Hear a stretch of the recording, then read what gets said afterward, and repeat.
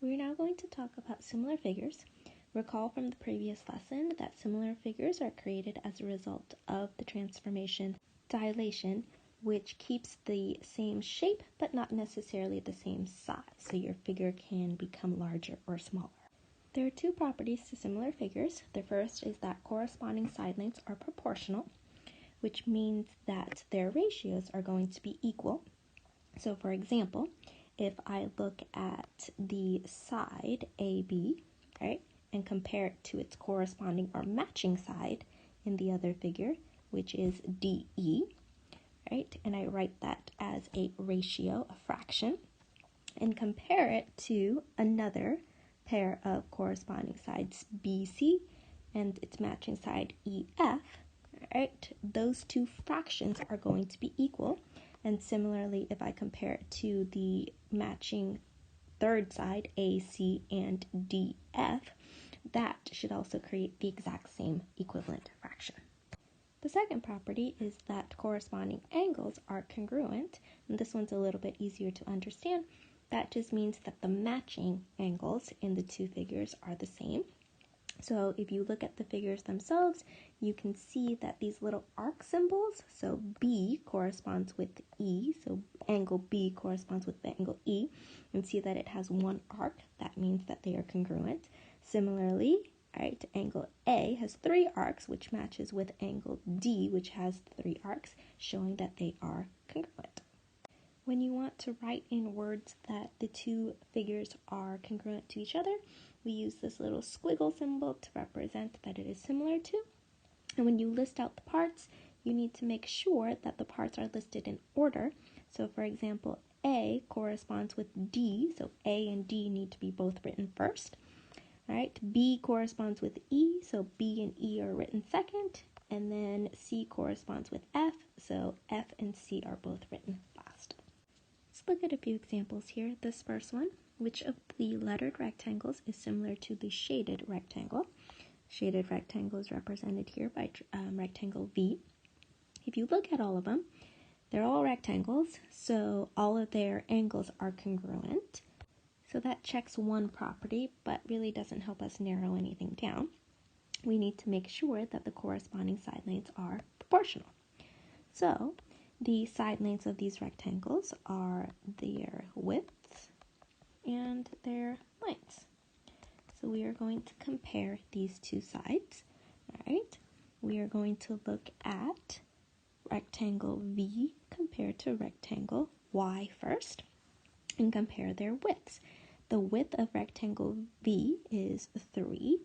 The width of rectangle Y is 4. All right. Let's look at their lengths now. The length of rectangle V is 5.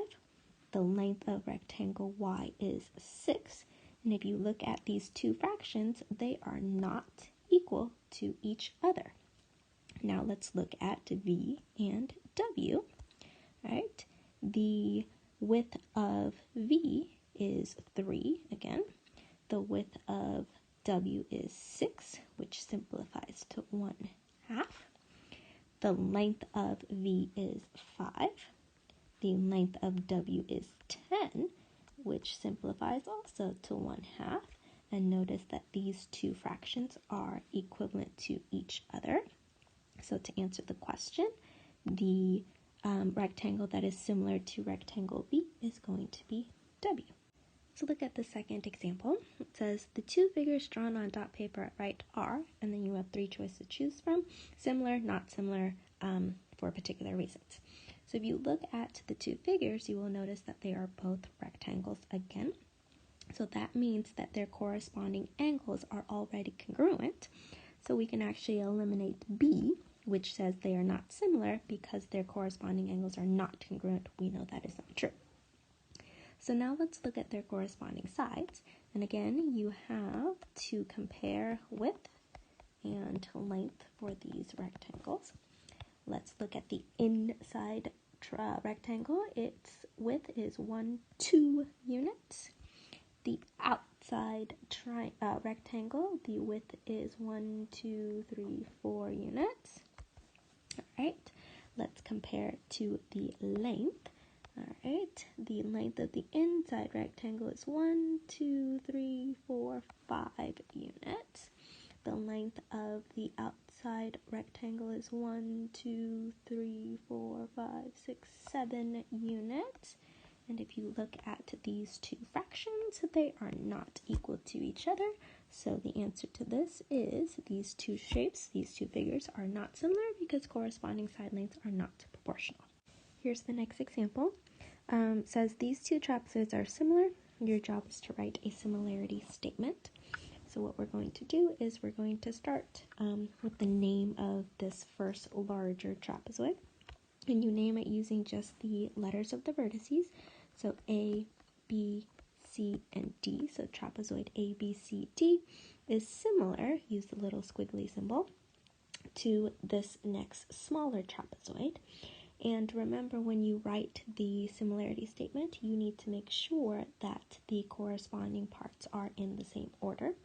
So to kind of help us with that, what we're going to do is I'm just going to rotate this figure so that it is in the same position as the larger. And so now I can clearly see the matching parts. A is going to match with E, B is going to match with F, C is going to match with G, and D is going to match with H. So therefore trapezoid ABCD is similar to trapezoid EDGH.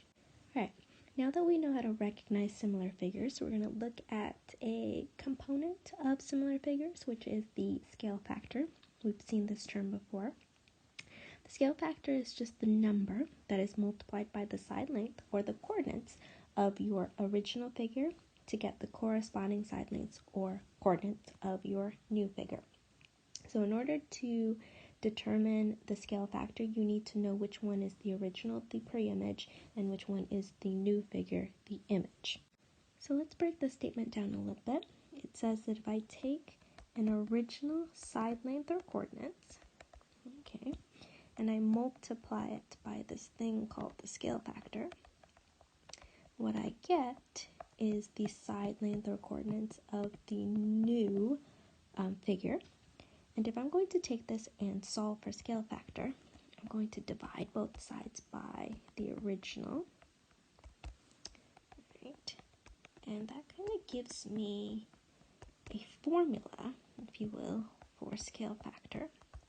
So it says that scale factor is equal to the new over the corresponding original side length. Let's take that idea and find the scale factor of these dilated figures. To find the scale factor, you need to know which one is your new and which one is your original figure. And all you're going to do is you're going to choose a side of your new, take this one, 9, right, and find its ratio to its corresponding side in the original, which is 6. Alright, and if I simplify that, that's going to be 3 over 2. Alright, what you can also do is pick another side length. So this one here, 12, and that corresponds in the original to 8. And if you simplify that, that also gives you 3 over 2. So what this tells you is that it doesn't matter which sides you choose to find your scale factor as long as they are corresponding sides in your new to your original.